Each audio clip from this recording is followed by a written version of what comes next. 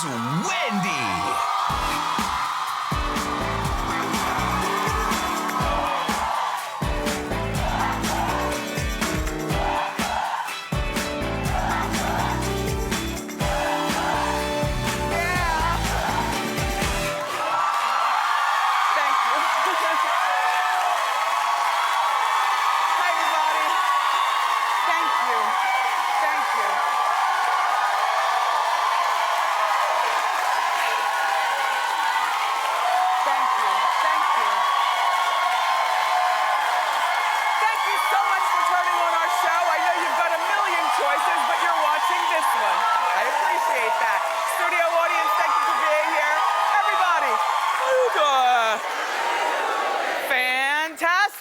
And Lindsay Lohan has a secret sister, and she wants nothing to do with her either. Let's talk about that and more. It's time for Hot Topics.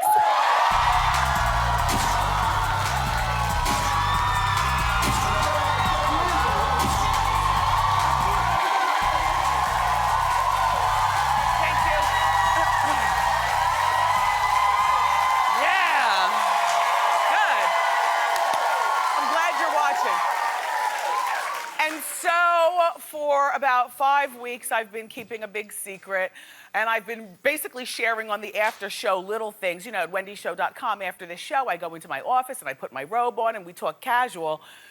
And so I was sharing, particularly with my after show audience, okay, you guys, I have to get out of here. I've got to go to the gym, or I cannot believe how off my diet I've been, or, you know, this or that. And I was saying, I have a secret, I have a secret. Well, the secret is out. I am the new spokesperson for I'd rather be naked than wear fur for PETA.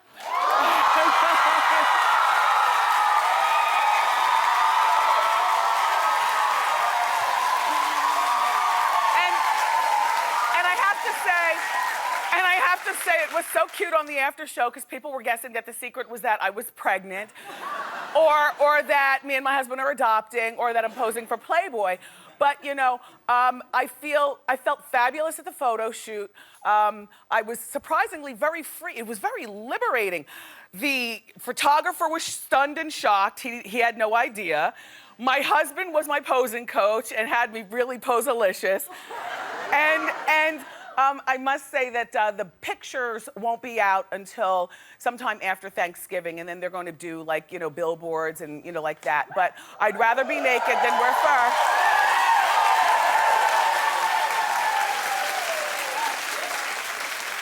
And might I add, very little to no airbrushing. I was shocked myself. Anyway, I had a terrific weekend. Most of my family is now in town. My mother and my father and my niece came over for the weekend, and, you know, and my sister's in town, and we did a lot of eating, like you do when family comes around. Yesterday, my mother, she virtually made the Thanksgiving dinner, but without the turkey and without it being this coming Thursday. She made the leg of lamb and the mint jelly and rolls. You know what your mom's in town when you have rolls on the side. Rolls. And then I made the pumpkin soup that we learned how to make here. If you're looking for a really good pumpkin soup recipe, go to wendyshow.com and pull the recipe. It was so good. I put the heavy cream, I put the bacon on the top and the crouton. It was so good. So anyway, and now we move into Thanksgiving week. So, and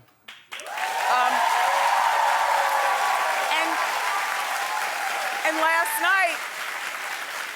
night I got to catch up with the Real Housewives of Atlanta. I don't know what you were watching last night, Sunday night TV. But, you know, and we finally got to meet the newest housewife, Portia, because we really haven't seen anything about her. And you know what? She's bubbly and annoying. She's really, you really are. But she is part of Atlanta's elite.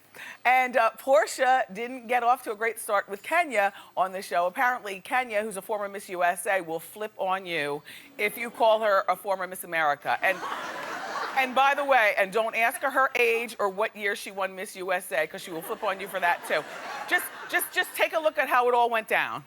Disrespectful is inviting me to your event and getting in front of a group of people and not even knowing my title or who I'm about. From 19 whenever? Yeah, 19 whenever. I don't remember that. Well, but you have to do your research. You invited me, and I feel disrespected. Well, good luck, honey. Next time, know how to throw a really good event. Really 5 people in a room is not an event. Okay, let's see if we hear anything about what you promote. Yeah, you will hear You don't care about guess children. what? It's You don't care about all over the anything. place. Next time Don't Google me, honey. Wiki Google me. you. From Google when? me. It's not even in the search engine. It's so old.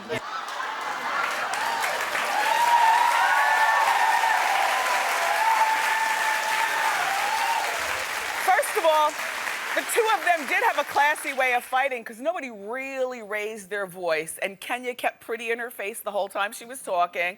And the other girl, you're 32 and Kenya is about 42, so in a moment you wouldn't want somebody calling you old, young bubblehead, number one. Number two, Kenya, you can't blame people for getting Miss USA and Miss America mixed up because to most of us, they're just all meaningless beauty queens. I mean, to most of us who aren't in the pageant world. And then oh hell. Lawrence, what color lipstick were you wearing, girl? Because it was really pretty out there. That guy, Lawrence, he had on some real good lipstick. Anyway, Andy Cohen's gonna be out here later on, so we can, we'll talk to Andy about everything.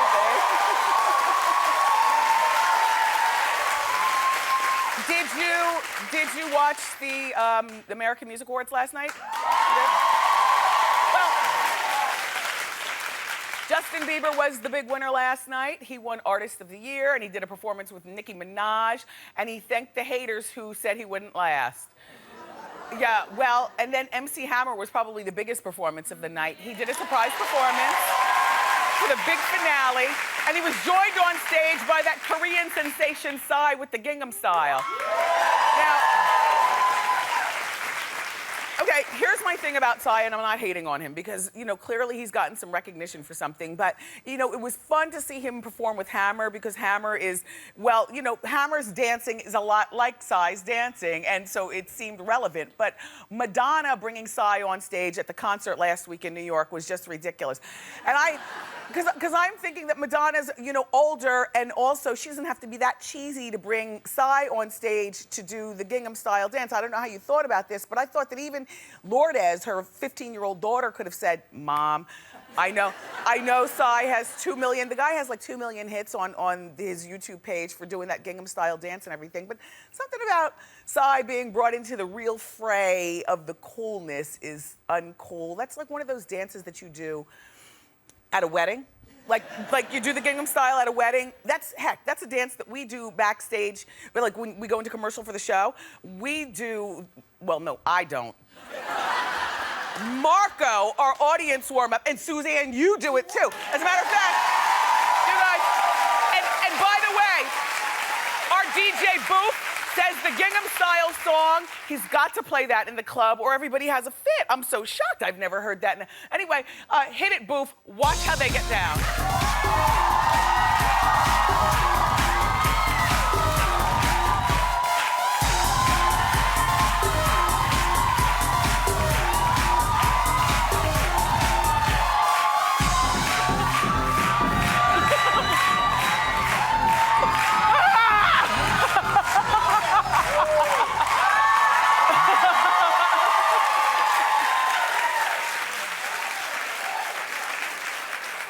And they get all into it. All I'm saying is, doesn't Marco look like Flo Rida? Who, by the way, Flo Rida will be here on the show tomorrow, right? Tomorrow. Okay.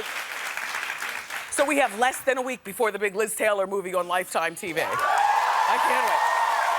And so, she's been doing a little bit of press for the movie, and apparently she's also found out that she has a new sister that she never knew she had. Well, her father, sloppy as he is, Michael Lohan, didn't do it at a private DNA test center. He actually went on the talk show, the English black lady, what's her name? Trisha Goddard. He went on the Trisha Goddard show and took the DNA test to reveal that he is the father of an illegitimate daughter that he had 17 years ago while he was still married to Dina. Dina, girl, I'm beginning to understand it all now. And how could you take a DNA test? Michael, you guys look exactly alike, you and your illegitimate daughter. I hate that word, illegitimate, but that's, I guess, what you would call it, your illegitimate daughter. According to TMZ, Lindsay says that she wants nothing to do with the sister, which is a good thing because it turns out the feeling is mutual. Look, the sister, the sister is 17 years old, and she says she doesn't want any part of the Lohan train wreck, which is kind of insulting because most 17-year-olds these days, especially if you come from someplace normal like Jersey or something, if you come from someplace normal, you know, all of a sudden you feel like, oh my gosh, I always wanted to be a model or I always wanted to sing. Let me just call up my father, Michael, and so I can get in with my other side of the family, the Lohans, and become a big star, at the very least part of a cool entourage. But so here's what happened. So Lindsay stopped by Good Morning America last week and she claimed that she was hearing the news for the very first time. And wait, before you roll the tape, while we're listening to Lindsay, I want you to notice the box color dullness of her hair. Lindsay, what happened? Go. I know just today there was news that you allegedly have a new half-sister. How do you handle your family? I didn't even hear that, so thanks for the news. I don't pay attention to any of it. I mean, how does your family handle all of that? The headlines splashed daily. You know, I don't really want to get into that because I want to stand the positive side of things. Leave it to Michael to torpedo her press tour for this movie. I mean, by the way, did you notice the one color box color and it wasn't shiny, right? Right? And I love box color, you know, coloring your hair at home, but you just have to do it with a.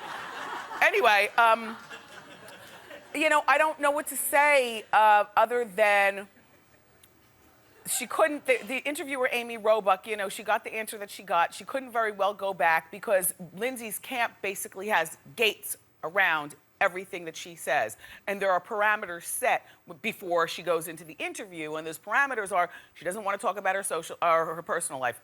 Doesn't want to talk about her personal life. Only thing that could have been better than her saying she doesn't want to talk about it is if she just got up and walked it out. That's always so dramatic, right?